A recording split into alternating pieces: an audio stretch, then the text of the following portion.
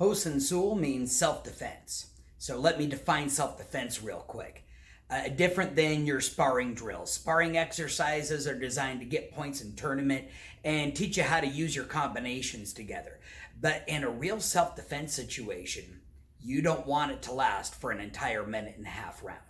You want that fight to be over and done with, giving and receiving the least amount of damage, and then getting out of there if at all possible.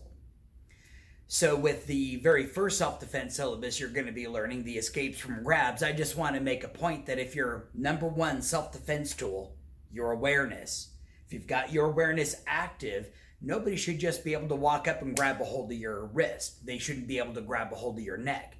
If you're paying attention, you'll be able to block. You'll be able to evade and get out of the way.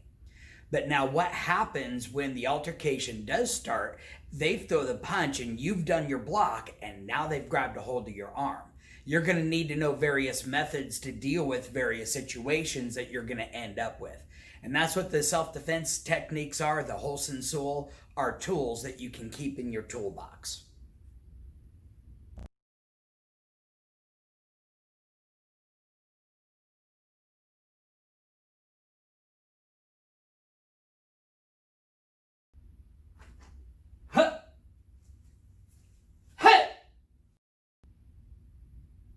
Let's take a look at the outside wrist escape number one. I want to show you this from up close. When he grabs me, if he's got really big hands, his thumb and his middle finger will actually overlap. But even if he doesn't have really big hands, when he squeezes in, you can notice this space here get smaller. If I can create space, that'll give me a place to escape. I'm going to open the hand, and you'll notice as soon as I make what's called the live hand, I create a little bit of extra space. I can easily fit my finger through there now. Once I've created that space, my next goal is to turn my hand flat, and you'll see that just got my wrist a little bit out of the grip already. Let me show you that all together. So it's going to come from opening the hand to the live hand first. I turn the palm flat. That's going to get my escape. My other hand's going to come up to protect my face as I step back. The key is I want to use my body weight to my advantage.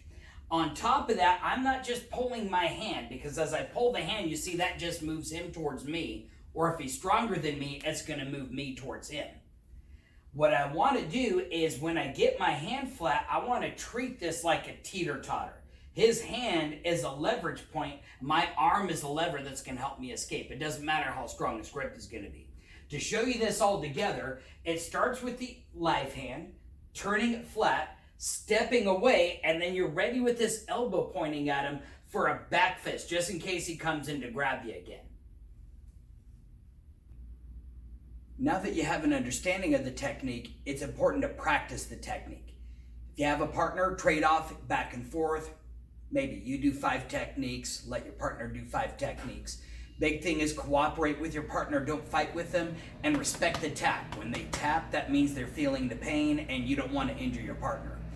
If you don't have a partner, however, you're going to want to at least pantomime the motion. In the beginning, the most important thing to get down is the coordination between what you're doing with the hands and what you're doing with the feet. That's the biggest challenge most people face. So pantomime, that comes from the idea of the mime, where the mime is imagining, I'm stuck in a box. I'm walking into the wind and it's a really strong wind, so I'm not going anywhere. I'm tugging a rope.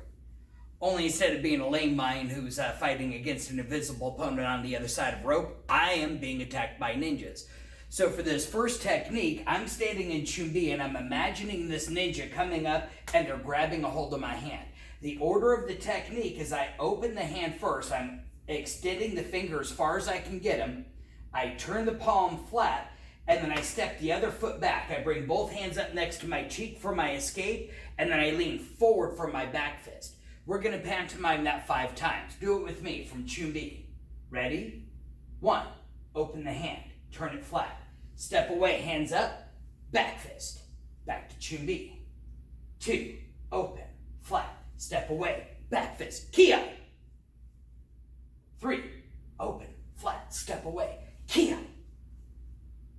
4, shh, shh, 5, shh,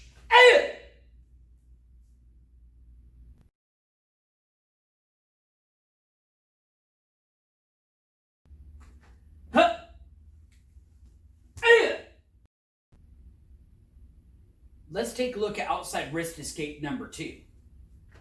For this one, when my opponent grabs me, we're going to use a little different variation. I'm going to try to twist my hand inside his grip. So my first step, I'm not really trying to get my hand to slip. I'm just trying to rotate my palm to face towards me. It's going to put me in a position of more power.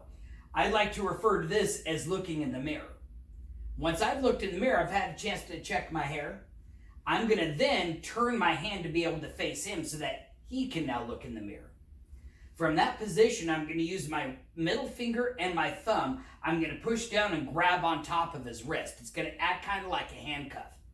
I'm then going to pull his arm to pull his momentum towards me. And at the same time, I'm going to step forward with my opposite foot and I'm going to shoot this palm strike. For safety, I'm going to put it over his shoulder like I'm trying to knock the devil off of his shoulder. But in real life, this would be coming underneath the chin. It might be coming into the nose. There's even a spine lock here where if I push on the chin and I pull on the arm, I can lock up his spine, which immobilizes him. He can't punch and kick very well. If your opponent is really strong and they've got this iron grip and you can't get it to move, that's fine. In that case, you don't need to re-grab him. You can use the strength of that grip to pull him forward, and that'll pull him right into your palm strike. Pantomiming this technique is relatively simple because you're going to just go from your ready stance. Again, you're standing in Chumbi, you're imagining that invisible ninja grabbing a hold of your wrist. You're going to look at the mirror, show them the mirror, grab their wrist, and then you step forward, pull it in, push for that palm strike. Let's do that 5 times. Follow along with me from Chumbi. Ready? 1, pretty, not pretty, palm strike. Back to Chumbi. 2, look at the mirror, show them the mirror, kiai. 3, shh. 4, shh. 5, shh.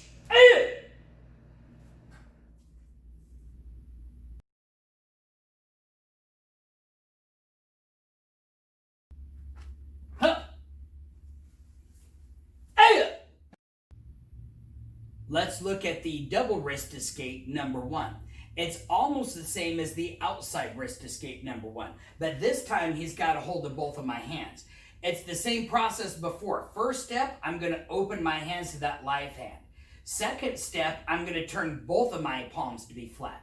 Then I'm going to take a big step back to an L stance and I'm going to pull both hands back next to my face. Again, I've got my elbow leading out in front, so if he comes back in, I can follow up with the back fist. The motions we're pantomiming for number 3 are identical to the motions that we pantomimed for number 1. Again, we're standing on our Chumbi, we're imagining this ninja, this time grabbing a hold of both of our wrists. So now both hands open and turn flat. I could step back with either foot. I'm going to step back with my left foot for this example. Both hands come back next to the fist. And again, I'm going to lean forward a little bit to put body weight into that back fist. Follow along with me 5 times, starting from Chumbi. Ready? 1, open, flat, step away, back fist. 2, open, flat, step away, lean. 3,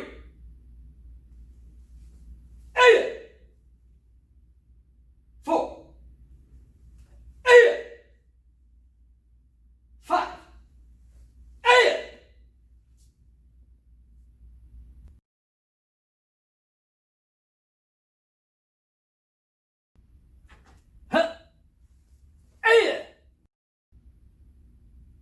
Let's take a look at double wrist grab number 2. It's almost the same as outside wrist grab number 2. I'm going to start with opening my hands to the live hand. From there, I'm going to rotate to look at the mirror. I'm going to show him the mirror. Then I'm going to grab his wrists. Problem is now both my hands are occupied, so I can't use a punch or a palm strike. What I'm going to do now is I'm going to pull both of his wrists forward. At the same time, I'm going to lift the knee for a knee strike. That can go to the groin, that can go to the stomach. You might be able to get it up to the head if you're pulling straight down. Same thing as the other one. If he's grabbing so tight that I can't rotate my hand, that's okay. You don't need to rotate it. He's doing all the grip work for you. You just need to pull the hands and lift the knee and you'll automatically get the technique. pantomiming the motions for number 4 is almost identical to pantomiming number 2. From our ready stance, we're again envisioning this ninja grabbing both wrists. I'm going to open both of my hands and look at them. I'm going to rotate my hands around to show them the mirror, and I'm going to grab a hold of both of their wrists. From this point, you can lift either knee. I'm going to use my right knee because I'm right-handed. I pull the hands next to my hip, and I lift the knee up, and I ki. Try that with me 5 times, starting from Chumbi. The ninja grabs your wrist. Look at the mirror. Show them the mirror. Ki. 2. Pretty. Not pretty. Ki. 3. 4. 5.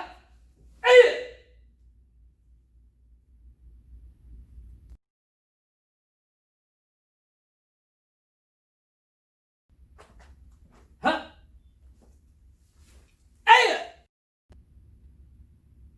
Let's take a look at choke from the front, number 1. It's going to be almost the same as the outside wrist and the double wrist escape, number 1. This time, though, he's going to have both hands wrapped around my neck. My first move is I'm going to raise one hand like I'm asking the teacher a question.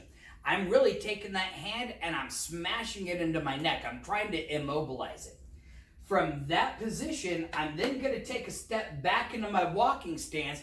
I'm going to pull my elbow down so my hand goes next to my face. And you'll see how that strips his arms off of my neck. Once I've gotten into that position, I'm going to lead with my elbow forward so I can follow that line up his arm right into a back fist. As you pantomime the first 6 techniques, you're going to start noticing this pattern. And once you notice the pattern, you'll realize that all of the techniques are relatively the same, just applied a little bit differently. In this case, we're going to use the same footwork that we used for number 1 and number 3 for if our opponent's grabbing us with both hands. So again, we're starting from a ready position. This ninja's throttling us around the neck. My very first move is I raise that hand straight up. My second move is I step back and I pull my elbow down. I'm going to lift my other hand up to my cheek at the same time. I'm going to lean back forward and I'm going to ki. Let's try 5 of those with me, starting from Chumbi. Again, the ninja's grabbing your neck. 1, hand goes up. 2, step back, guard. 3, ki. 2, 3, 4, 5.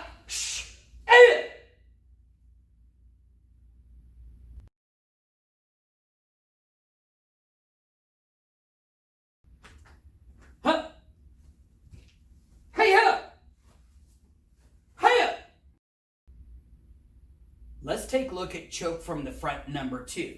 I want to show you this one up close a little bit.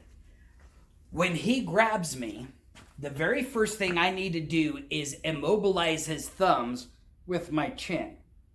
The key is you've got the arteries that go right up alongside your esophagus here, and it feeds all the blood to your brain. I'm not worried about him choking me. An average person can hold their breath for about 2 to 3 minutes. Think about how many times could I hit this guy in 2 to 3 minutes. But if he's cutting off the circulation to my brain, I can pass out immediately. So you'll see when I push my chin down, I get these big tendons that go up right in front of where the arteries would be. And that's going to prevent him from squeezing the arteries. It's going to give him tendons to squeeze on. So let me show you how this whole technique works all together. When he grabs me, I got to have this reaction to get my chin down. From there, I'm going to hop down into a horse stance. I'm going to put 2 punches straight up towards his solar plexus. That's going to weaken him a little bit. Once I've had a chance to weaken him, I'm going to do a double middle block, also known as an open block, to push those arms off of my face. That puts my hands in a really good position to be able to throw 2 punches to knock him out. The challenge of technique number 6 is coordinating the first 3 moves, which is all technically one movement, and having the timing coming out right. The way the timing works out is it all starts from the chin. As soon as the chin drops, that triggers the rest of my body to sync with it, which goes out into a horse stance. It doesn't even have to be incredibly wide horse stance, just about shoulder width or a little bit further, something to make your body weight drop down. As soon as your body weight hits the bottom of that drop, you want to use that body weight to flick out the first punch of your double punch. So the way that would look all together, I'll try to do this in slow motion. The chin, the horse stance, and the punch. And you'll see how the horse stance and the punch both kind of end at the same time. That's putting my whole body weight right here at this point of my fist. Then I follow up with that second punch. Second technique, now that I've hit them in the solar plexus and weakened them up, I do that double middle block to knock their hands away. As I do that, the motion is very similar to where we call our set position in most of our karate stances.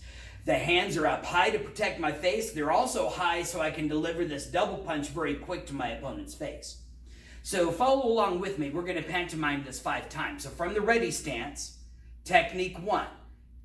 Chin goes down. We go to a horse stance, the first punch. Follow up with the second punch. 2, we're going to do our middle block to knock the hands away.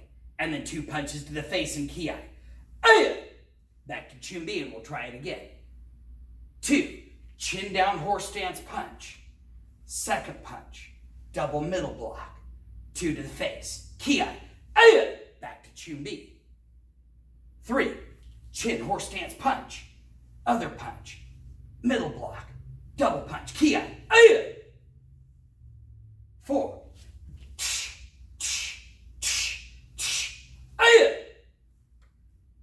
5, back to chumbi.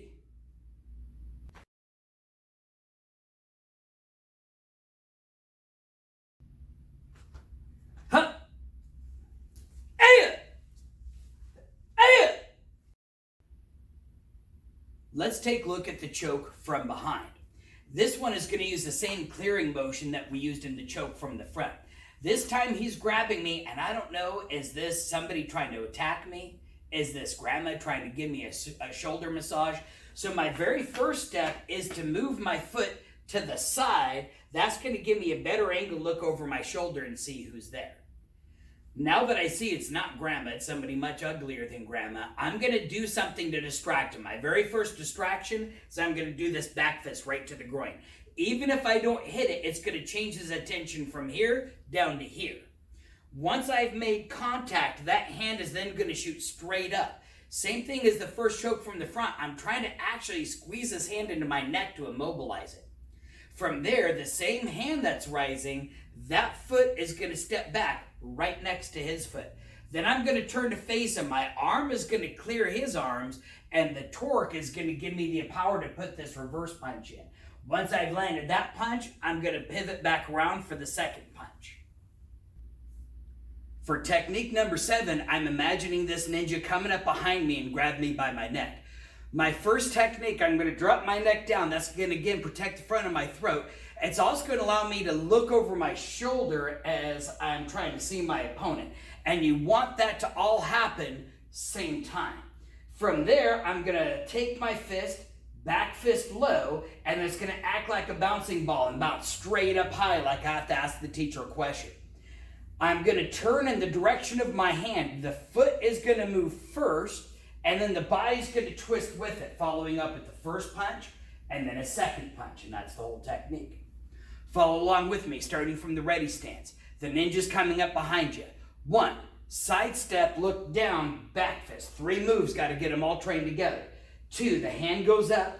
3, foot moves, pivot, double punch. Ki. Back to chumbi. 2, 1, 2, 3. Ki. 3.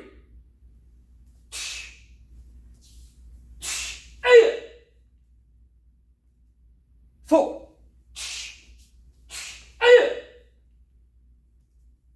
5. 8.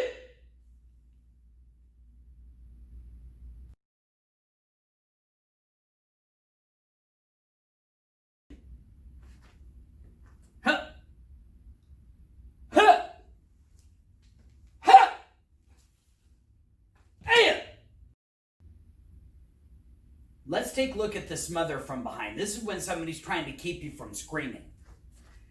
they reach around in front of you. Now, for your partner, don't actually touch their mouth. We don't know if you wash your hands. You can do this technique just by letting the hand hover there.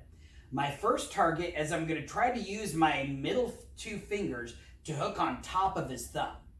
I'm going to put my thumb on the same bone that his pinky finger or his ring finger is connected to. Maybe even right in between there. You're going to feel a nice flat spot for your thumb.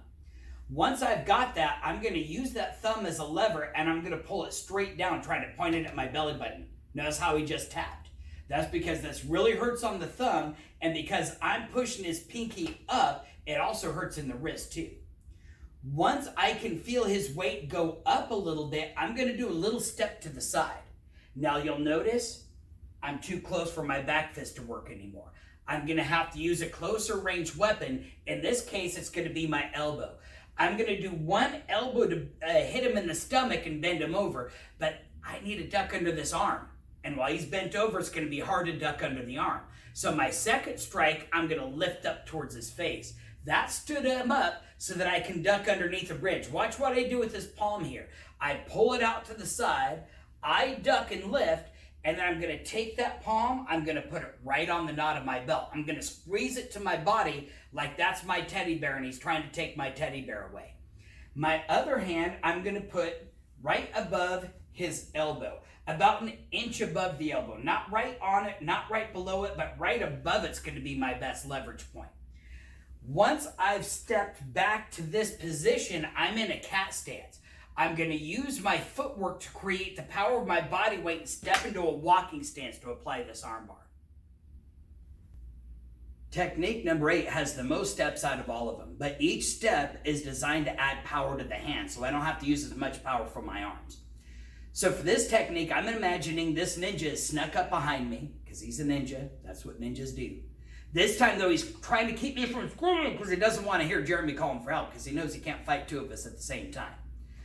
So I'm thinking about reaching up and I'm grabbing a hold of that ninja's thumb, and then my thumb is going right on the back of the ninja's hand. The timing I have to get down for this one is I want to use my horse stance to cause the power that I'm going to use to drive the hand down to be able to get space to scream and create that outside wrist lock that I'm doing on his hand. From there, he's a little bit closer to me, so I'm going to make my lithe hand. I do my first elbow to the stomach, then I do my second elbow up to the face. First one bends him over to make him weak. Second one stands him up. It's going to make it easier to duck underneath his arm and come into my cat stance. From there, I'm going to take my hand, I'm going to pin it to my hip. I'm going to take my other hand, I'm going to imagine putting it right above that ninja's elbow. I'm not using my arm, but instead I'm using my foot to drive power to the elbow. So follow along with me. We're going to pantomime that 5 times. From a ready stance, that ninja comes up behind us, he grabs our mouth. Reach up, grab his hand, step out to the horse stance. Elbow, duck under the bridge to cat stance, armbar, kiai, back to ready stance.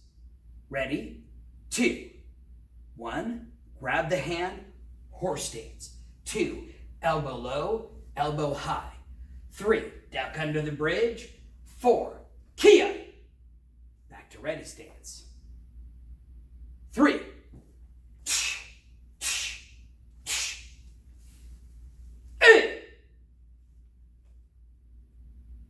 4,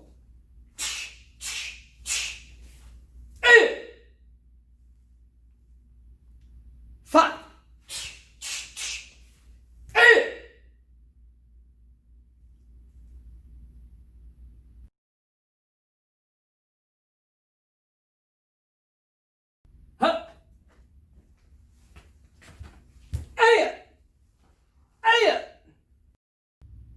Let's take a look at the headlock escape.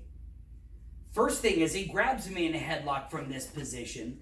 You're going to notice if I turn this way, I'm turning my throat right towards his arm, and you're noticing it's even making me talk funny.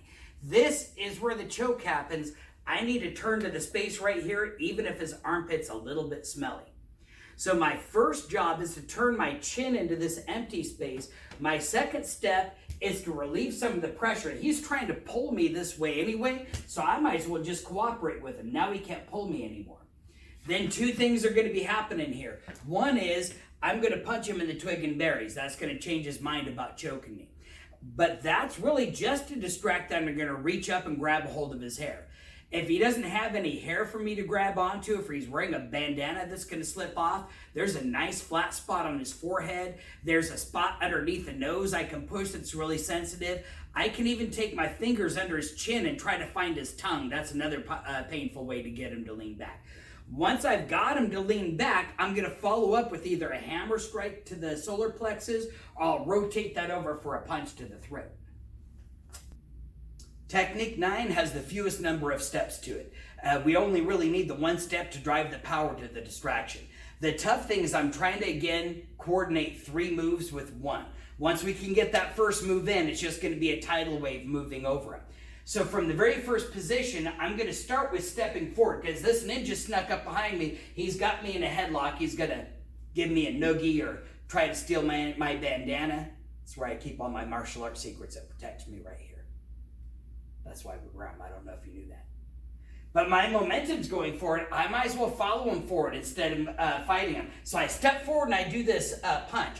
I'm trying to time the step, the punch, and the grab to all happen at the same time. Because this punch is really just kind of distracting him from the bunny that's trying to come up and grab his hair, his head, whatever else it's trying to grab. Once I've got that, I'm going to tip him back, and then I'm going to follow up with either a hammer fist or an overhand punch, depending on what I see open. So follow along with me. We're going to pantomime this together, starting from a ready stance. 1, we're going to step into a horse stance, punch and grab all at the same time. 2, use the power of your legs to drive up and drive your hand down, and then follow up with a strike. Back to your ready stance. Number 3, stepping forward. Don't forget to key out. 4,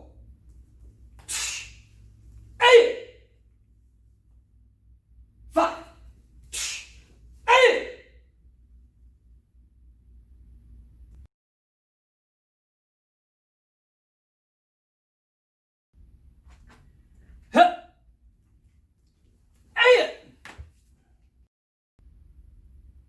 Let's take a look at both hands caught from behind.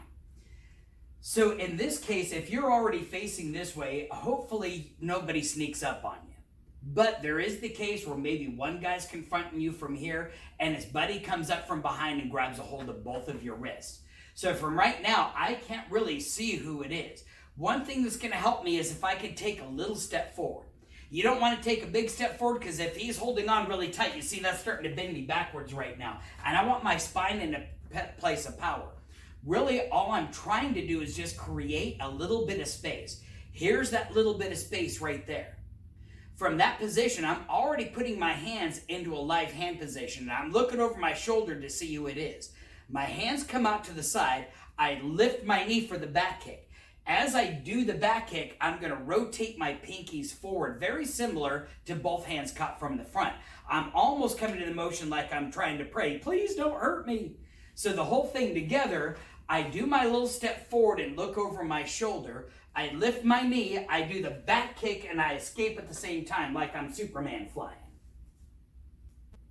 This next technique we commonly refer to all the time as the Superman technique, because at the very end, that's what you look like, is Superman flying.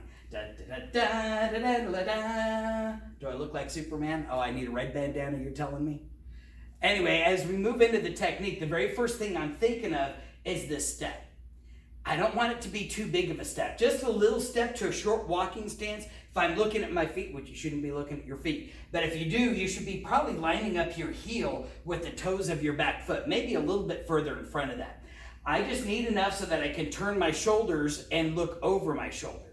From that position, once I see my target, I'm going to lift my knee in front of me. That's going to drive all the power of my back kick.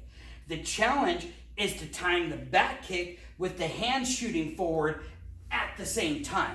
We're trying to generate this double power to cause the release of the stance.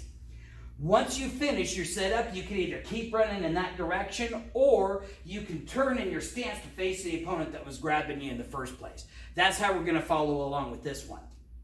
So try it with me, starting with a ready stance. This ninja's come up, he's grabbed the hold of your wrist. Little step forward, raise the knee, drive the foot back, kia, turn back around, face your opponent. Try that again. Number 2. 1, step forward. 2, back kick. 3, turn to face your opponent.